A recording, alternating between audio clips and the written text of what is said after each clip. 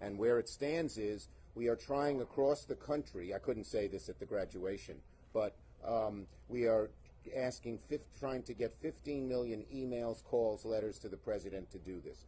College should be a ladder up, and that's how it's always been. But with student debt, it's often an anchor down. So many kids have so much debt, and middle-class people too. So the president, you don't need legislation. With the flick of a pen, can just say $50,000 of debt is forgiven, totally.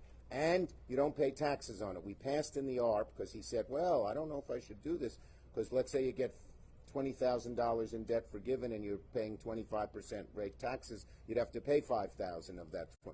Now that doesn't have to be done either. So we are trying to get this done because it's a lot easier to get it done by the president doing it on his own. If not, we would look at legislation. Where would the money come from if he signed it via executive order? It would come, it's part of the same place where ARP and other places came from. He could decide to do it by increasing revenues. He's proposed to undo some of the taxes on the very wealthy people. Or we could just say this stimulates the economy during a time of crisis and we're pumping money in.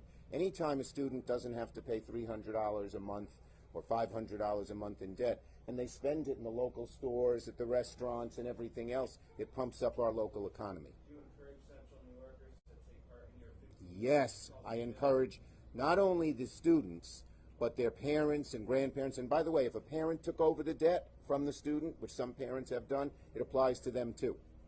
And we have people 40, 50 years old who still owe this debt.